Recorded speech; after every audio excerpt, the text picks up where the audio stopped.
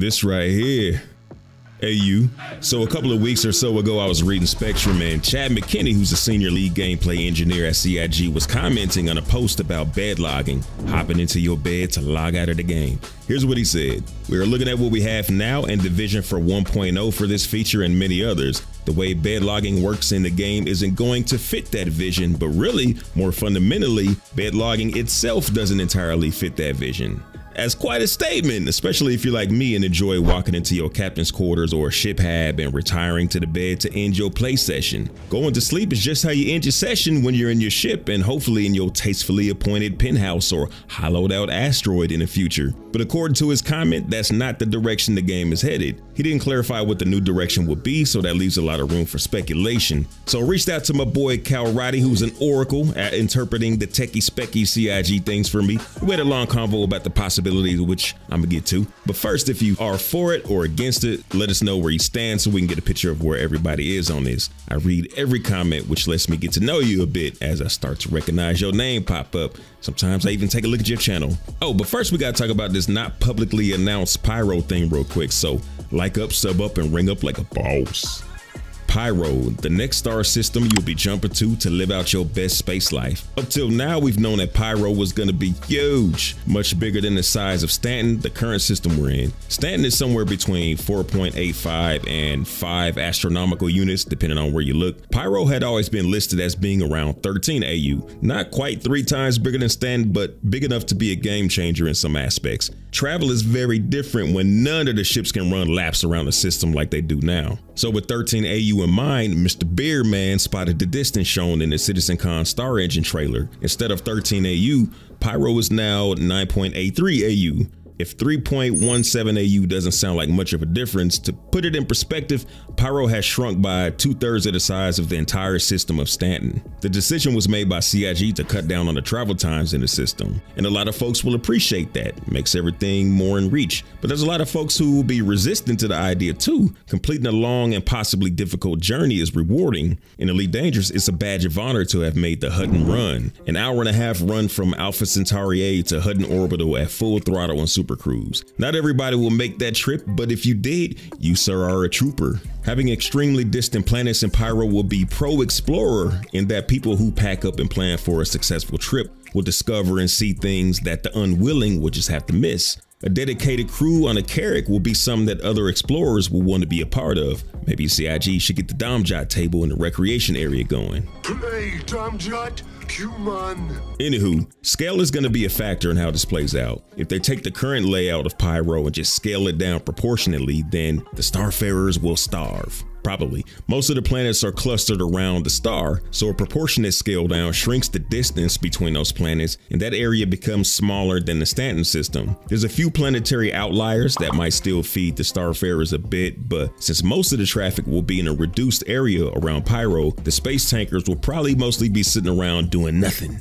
Just like right now. On the other hand, if the central cluster of planets stays the same and the outer planets are brought in closer, then there may still be some hope for the refuelers out there. The distance between the inner and outer planets will be reduced, encouraging more players to venture outwards, causing more bingo fuel mishaps. Travel between the inner cluster won't be so close together, so the occasional "I forgot to check my fuel gauge" situations are still in play, and it may work out better all around. This isn't taking into account how your relationship with the different factions are and how that'll affect where you can fuel up and the overall availability of fueling stations, so keep hope alive, refuelers of the verse. Keep Bob Hope alive.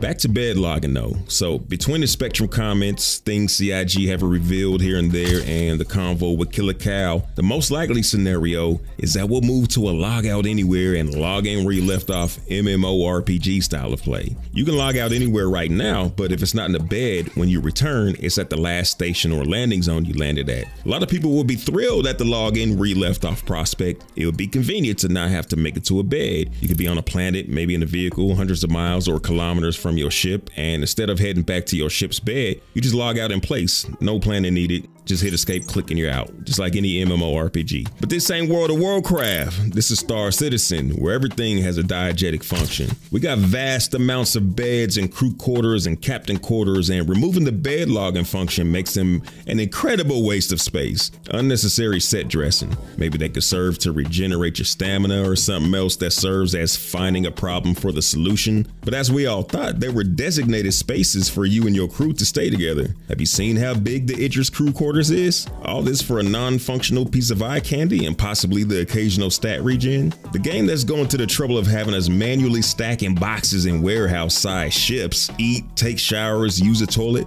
is going to remove the beds function? It may sound like a small thing, and maybe it is, but it's the small things that when we lose them are antithetical to living your best space life. Your character hops in beds, goes to sleep, and dreams he's controlling you. My character as a player is super into eating cookies and not going to the gym regularly. Anyway, then you come back to the game, get them out of bed, and start their day. That's kind of me appealing to the player relationship with the game, and it is a game, and games do have consequences. If you're out exploring in your vehicle and on foot and you don't feel like making your way back to your ship, logging out with no bed should have its consequences the same way it does right now, which is you end up on the station or planet with whatever was on your body, and you gotta claim your ship and vehicle unless you can find your way back to it. But that's not to say you should have to cut your exploration short and drive back to your ship. A year or so ago, CIG built and demoed a foldable cot that you could take with you. I think it may have been an exercise for the dev, but it would make camping in the middle of nowhere make sense. Being out in the wilderness needs to require proper preparation, otherwise there's no challenge. You pack up your rover with all the gear, food, and drink you need, and you stow your collapsible bed in the vehicle because who knows when you'll be back. If you forgot your cot, it's your choice to decide if you're gonna haul ass back to the ship or if you just take the L and spawn back at the station knowing you've lost a few things. There is no camping if you just log out on your feet. What's the point of planning well if there's no stakes in not doing it? Mobile logout options like foldable cots will become valuable tools and add a layer of depth in planning the gameplay, encouraging players to be more strategic about their exploration and resource management. It's also a bit immersion breaking for your character to be in constant motion with no sleep. When you wake up, stretch, and slowly pour out of the bed, it gives you a moment to connect with your character, and those cues inform you they've been asleep in the Green Circle Habs and Cloudview Center on Orison while you've been out eating cookies and not going to the gym. Becoming a bedless society like the MMORPGs kills the need for player homes, from the lowliest jail cell sized hab to the proposed luxury penthouses we've drilled at. If we move to logging in mid-stride at the TDD terminals and gun shops and on cliffs overlooking Jumptown, we'd never set foot inside a hab again. At best, they'd be auxiliary storage. In that case, CIG might as well save the resources putting persistence inside of them and marking up the walls for us to put posters and deco on. What would be the point of future penthouses? That's how I see it. Don't take away the function of the beds with the cozy night lights and bed sheet physics tech.